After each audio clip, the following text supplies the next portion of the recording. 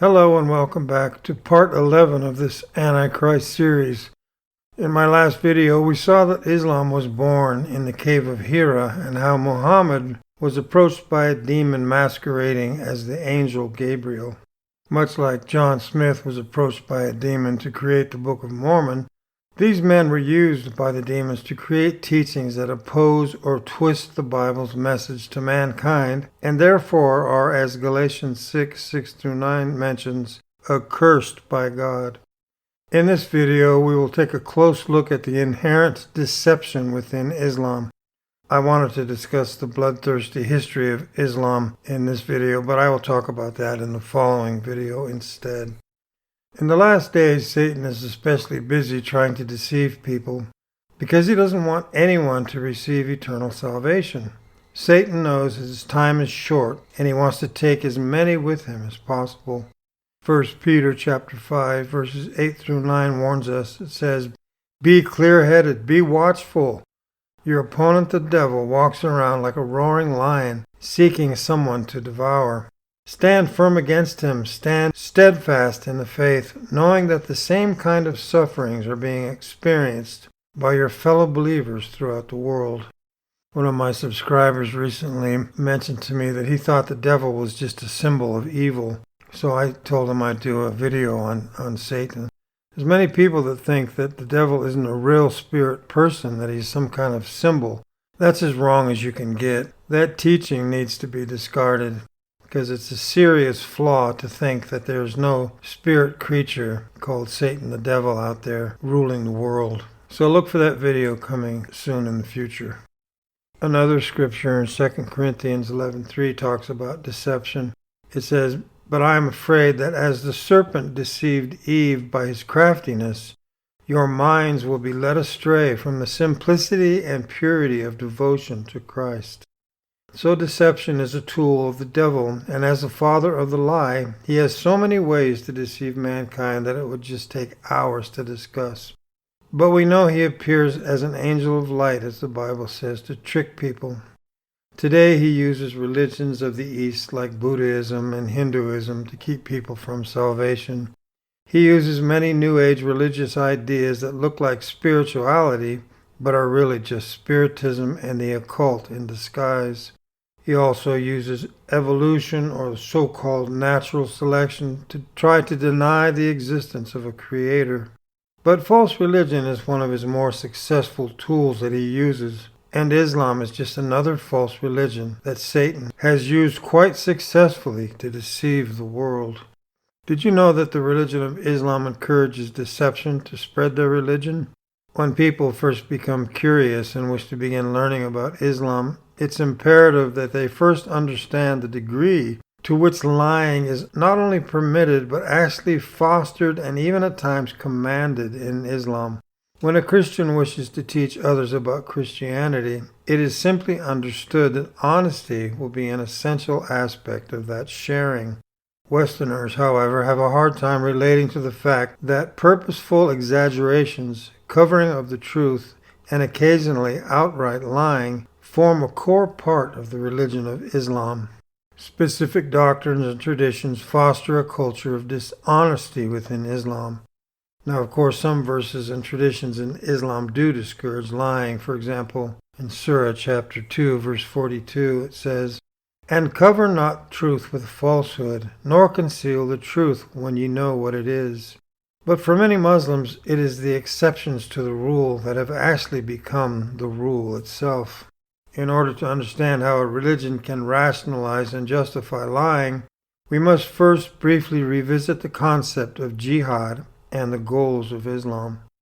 Islam essentially views jihad as a struggle to bring all things into submission to Allah and Islam.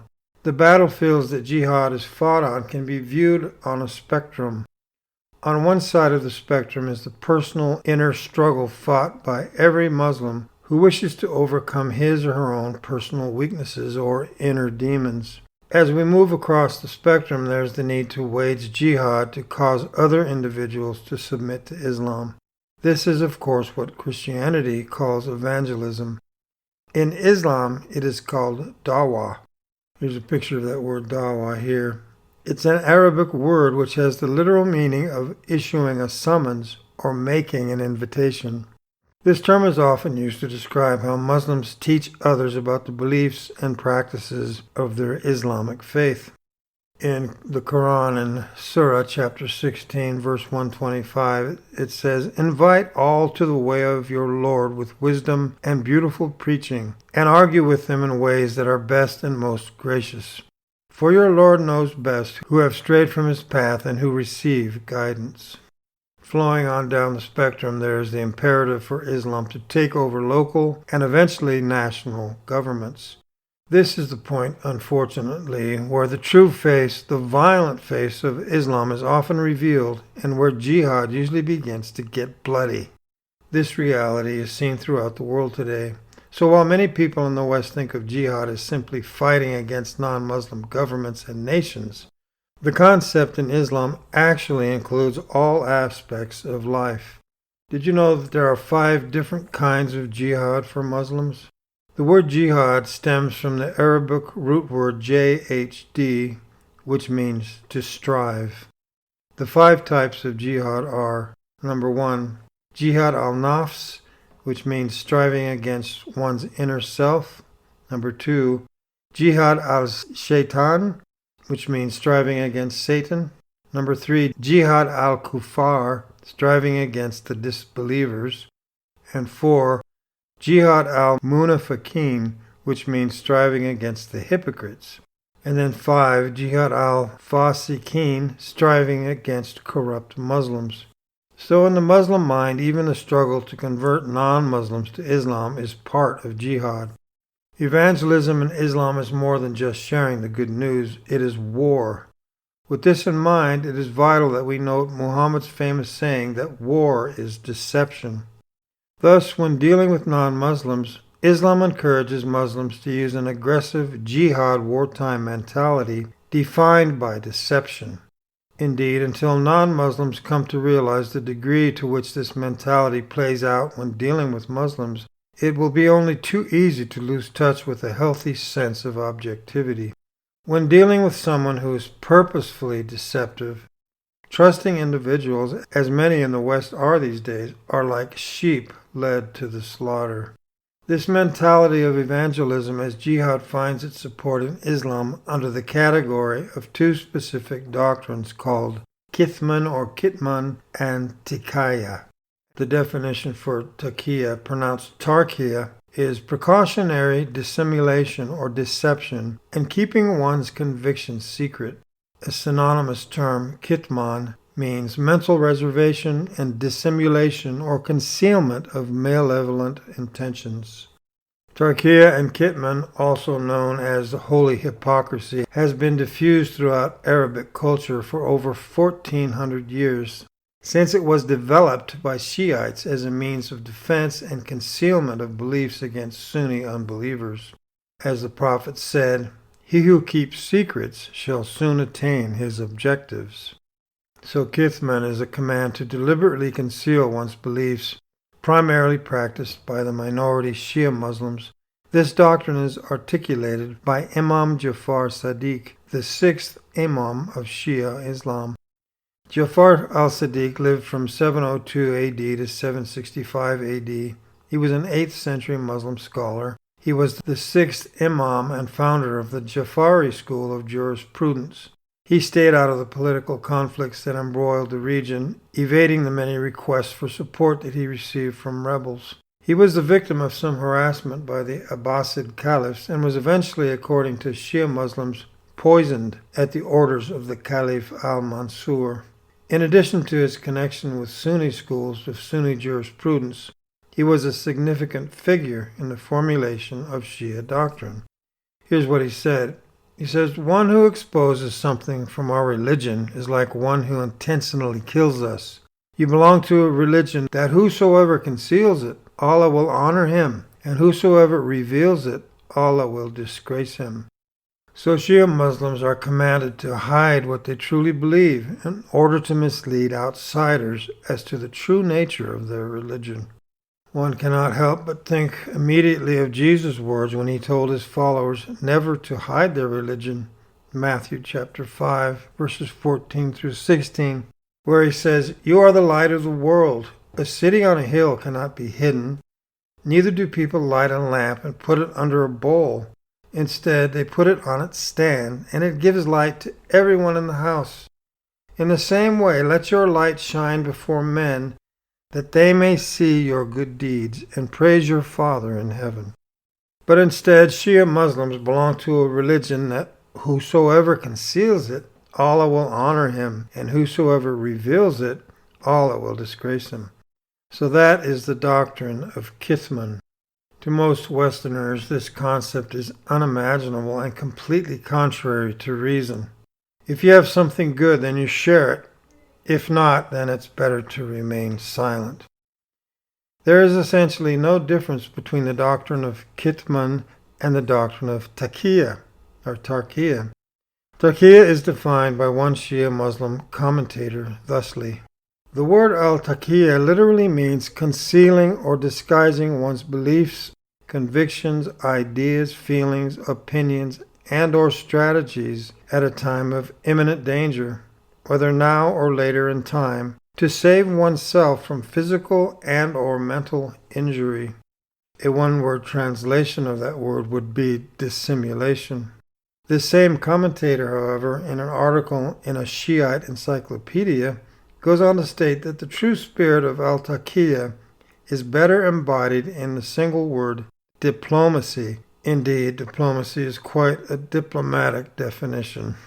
The doctrines of Kithman and Taqiyya are often said to be strictly Shia doctrines, and Sunni Muslims deny that either doctrine is part of their tradition. Unfortunately, this is merely just another deception. Next, we will run through some of the Sunni traditions that prove the universal application of Taqiyya within all of Islam. The Quran teaches that Muslims may deny their faith in order to protect themselves. Muslims who deny their faith will receive forgiveness as long as their true faith was not really shaken. For example, their denial was a lie in the purest sense. And only in their denial of faith was the purpose of avoiding harm, primarily while living among non-Muslims. Surah chapter 16, verse 106 says, "Anyone who after accepting faith in Allah utters unbelief, except under compulsion, his heart remaining firm in faith, but such as open their breasts to unbelief, on them is wrath from Allah, and theirs will be a dreadful penalty."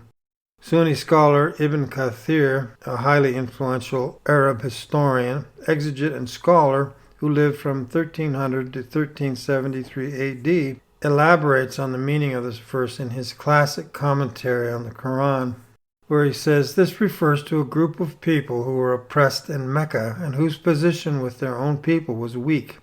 So they went along with them when they were tried by them. Allah tells them after this, meaning after their giving in to non-Muslims by denying their faith, when put to the test, He will forgive them and show mercy to them when they are resurrected. As long as a Muslim lives in a country where Islam exists as a minority in a weakened state, then deceptiveness is allowed. When challenged by non-Muslims to blaspheme Allah, they went along with them.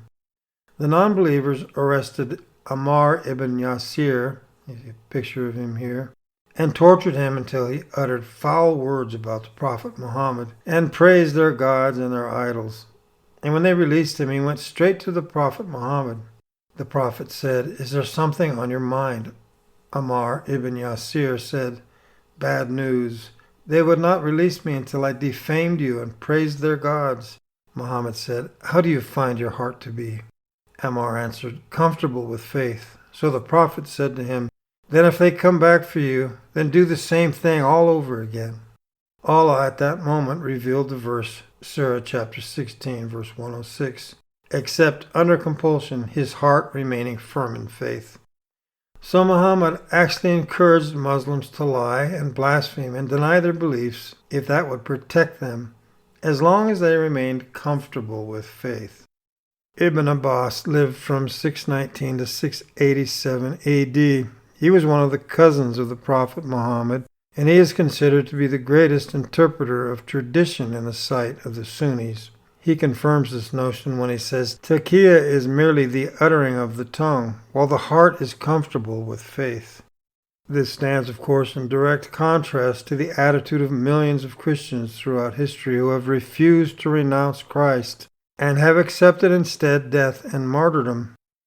The Quran also commands Muslims not to befriend non-Muslims again, unless doing so can help protect the Muslim from harm. That's mentioned in Surah chapter 3, verse 28. It says, Let not the believers take for friends or helpers unbelievers rather than believers. If any do that, in nothing will there be help from Allah, except that you guard yourselves fully against them. Ibn Kathir again comments, he says, Allah prohibited his believing servants from becoming supporters of the disbelievers, or to take them as comrades with whom they develop friendships. Allah warned against such behavior when he said, O you who believe, take not my enemies and your enemies as friends, showing affection towards them. And whosoever of you does that, then indeed he has gone astray from the straight path. And O you who believe, take not the Jews and the Christians as friends. They are but friends of each other. And whoever befriends them, then surely he is one of them. Allah said next, Unless you indeed fear a danger from them, meaning except those Muslims who in some areas or times fear for their safety from the disbelievers. In this case, such believers are allowed to show friendship to the disbelievers outwardly, but never inwardly. Abu ad-Darda, who was another companion of the Prophet Muhammad, said, We smile in the face of some people, although our hearts curse them. Ibn Kathir then goes on to utterly destroy the notion that Taqiyya is for Shia Muslims only when he says, Taqiyya is allowed until the day of resurrection. We see that Taqiyya is indeed a doctrine for all Muslims that allows them to deny any aspect of their faith in order to protect themselves from harm. The problem, however, is that in practice the definition of harm has come to include a mere harming of one's reputation as a representative of Islam. Thus, Muslims may deny or misrepresent any aspect of their faith in order to help correct the negative image of Islam in non-Muslim countries. Ibn Taymiyyah, the renowned Muslim philosopher who lived from January 22, 1263 AD to September 26, 1328 AD, was a Sunni Islamic scholar, theologian, judge, philosopher, and sometimes controversial thinker and political figure. He validates this point very strongly in his book titled The Sword on the Neck of the Accuser of Muhammad, where he says, Believers, when in a weakened stage in a non-Muslim country, should forgive and be patient with people of the book, referring to Jews and Christians. When they insult Allah and His Prophet by any means, believers should lie to people of the book to protect their lives and their religion. Despite Ibn Taymiyyah, however, many will make the claim, possibly as a deception tactic itself, that Muslims should use taqiyya only to protect life. But far from it, Muhammad even allowed lying for the sake of gaining wealth. After the conquest of the city of Khaybar by the Muslims, the Prophet was approached by Hajjaj ibn Alat and told, O Prophet of Allah, I have in Mecca some excess wealth and some relatives, and I would like to have them back. Am I excused if I badmouth you to escape persecution? The Prophet excused him and said, Say whatever you have to say. The any end justify the means approach to life and religion that Muhammad displays shines through clearly here. And there are numerous other examples of Muhammad encouraging his followers to lie as a means to achieve the end goal of the furtherance of Islam. Deception is justified even to murder the enemies of Islam. As one story goes, Allah's apostle said, Who is willing to kill Kabin al-Ashraf, who has hurt Allah and his apostle? Thereupon Muhammad bin Maslama got up, saying, O Allah's apostle, would you like that I kill him? Muhammad said, Yes. Muhammad ibn Maslama said, Then allow me to say a false thing, to deceive him. The Prophet said, You may say it. Abdullah al-Arabi, he's a Middle Eastern-born authority on Islam, in an article entitled Lying in Islam, details another story of Muhammad's permissiveness toward lying to achieve the death of his enemies. This time the victim's name was Shaban ibn Khalid al-Hezli. A picture of him here. It was rumored that Shaban was gathering an army to wage war on Muhammad. Muhammad retaliated by ordering Abdullah ibn Anis, there's a picture of him here, to kill Shaban. The would-be killer asked the Prophet's permission to lie. Muhammad agreed and then ordered the killer to lie by stating that he was a member of the Qaza clan. When Shaban saw Abdullah coming, he asked him, "From what tribe are you?" Abdullah answered, "From Qaza." He then added, "I have heard that you are gathering an army to fight Muhammad, and I came to join you." Abdullah started walking with Shaban, telling him how Muhammad came to them with the heretical teachings of Islam, and complained how Muhammad badmouthed the Arab patriarchs and ruined the Arabs' hopes. They continued in conversation until they arrived at Shaban's tent. Shaban's companions departed, and Shaban invited Abdullah to come inside and rest. Abdullah sat there until the atmosphere was quiet and he sensed that everyone was asleep. Abdullah severed Shaban's head and carried it to Muhammad as a trophy. When Muhammad sighted Abdullah, he jubilantly shouted, "Your face has been triumphant." Abdullah returned the greeting by saying, "It's your face, the apostle of Allah, who has been triumphant." So we see again that lying is permissible for any number of reasons. As long as the end goal is to further the cause of Muhammad or Islam, it is permissible and overrides the initial prohibition against lying. In this case, it was permissible in order to achieve the end goal of an assassination of someone who Muhammad wanted dead. Unfortunately, because Islam holds up Muhammad as the supreme example of behavior for all Muslims, Muhammad's followers carry on this same attitude today. Imam al-Ghazali, one of the most famous Muslim theologians and philosophers of all time, takes the permissibility of lying even further. To Ghazali, lying is permissible so long as virtually any positive or beneficial goal may be achieved. He says, speaking as a means to achieve objectives. If a praiseworthy aim is attainable through both telling the truth and lying, it is unlawful to accomplish through lying because there is no need for it.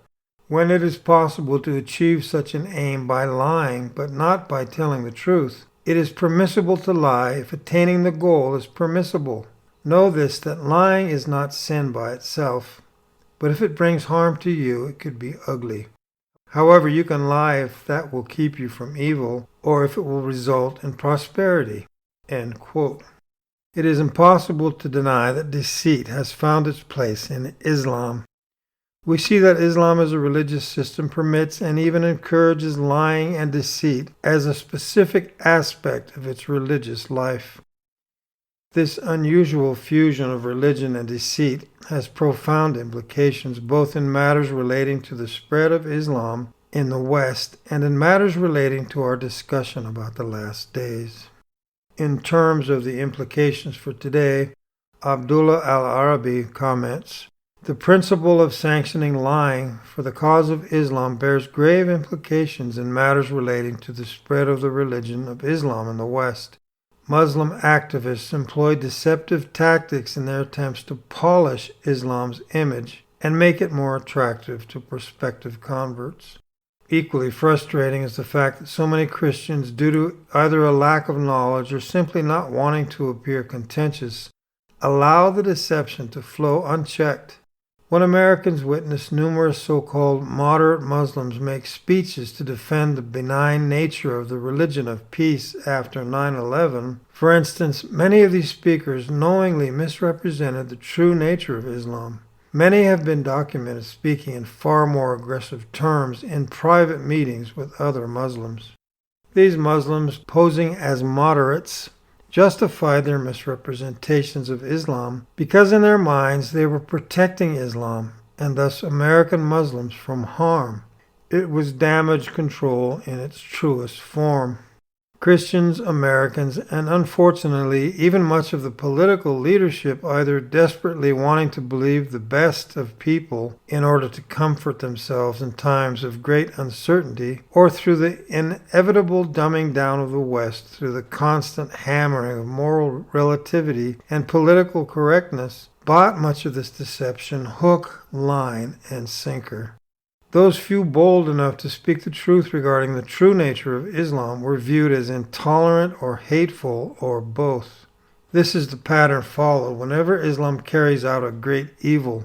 Pay attention and you will see it again and again and again. Of course, the implications for Islam's doctrines of lying are obvious in relation to our discussion of the last days. The biblical picture of the last days is one where deception is the absolute rule of the day. In virtually every passage where the New Testament discusses the end times, the author stresses that believers must guard against deception. Following are some examples of such warnings. Just before Jesus was taken away to be crucified, he had a discussion with his disciples about the last days. His very first exhortation was that they be careful not to be deceived. Matthew 24, 3-4, it says, "As Jesus was sitting on the Mount of Olives, the disciples came to him privately. 'Tell us,' they said, 'when will this happen, and what will be the sign of your coming and the end of the age?' Jesus answered, 'Watch out that no one deceives you.'" Jesus goes on to warn of the power of this deception in Matthew 24, verse 10. "At that time many will turn away from the faith and will betray and hate each other. Many false prophets will appear and deceive many people. For false Christs and false prophets will appear and perform great signs and miracles to deceive even the elect if that were possible. See, I have told you ahead of time." Likewise, the Apostle Paul in his letter to the Thessalonians warns the church of the need to be cautious against deception. 2 Thessalonians chapter 2, verses 1-3. "Concerning the coming of our Lord Jesus Christ and our being gathered to him, don't let anyone deceive you in any way." Apostle Paul refers to the future deception as a powerful delusion in 2 Thessalonians 2, 9-12. He says, "The coming of the lawless one will be in accordance with the work of Satan displayed in all kinds of counterfeit miracles, signs, and wonders, and in every sort of evil that deceives those who are perishing. They perish because they refuse to love the truth and so be saved. For this reason, God sends them a powerful delusion, so that they will believe the lie, so that they will be condemned, who have not believed the truth, but have delighted in wickedness." To call anyone a liar is quite an insult. That it is very important to demonstrate thoroughly the fact that Muhammad, the Quran, and the Islamic Hadiths, as well as Islam's most respected scholars, allow lying as a means to achieve any number of goals. This is not an unfounded accusation made by the people of falsehood, a name that the Quran ironically applies to non-Muslims, but is indeed an established doctrine and practice within Islam. While this may feel like quite strong language, the simple truth is that Islam as a religious system is a son of its true father. The demonic being that assaulted Muhammad in the cave of Hira is the same being that inspired the ungodly doctrines of deception that have so obviously affected the religion of Islam as we know it today. While these comments may offend most Muslims and make them angry, I would suggest that they express their anger toward the traditions of Muhammad and the scholars of Islam, who not only condone but encourage such behavior. It is behavior that simply should not be found among those who call themselves godly. The Bible calls on all people to strive to resemble their true Heavenly Father, the author of all light and truth. While most people will agree that religion and deception are not intermixable, it is clear that in Islam deception and religion mutually support one another. Likewise, we can be sure that in the last days deception and religion will be so intertwined that it will be difficult even for the elect to discern the truth. Once again, Islam finds itself fulfilling yet another of the primary descriptions of the last days system of the Antichrist. An alarming amount of Christians have converted to Islam over the years, as we have learned. So if you find yourself discussing Islam with a Muslim, remember that they will smile and lie to your face if they can convert you. Okay, I'm going to end this video here. In my next video, we will discuss the bloody history of Islam in Muhammad's day and also on modern times. So stay tuned for that, and thanks very much for watching.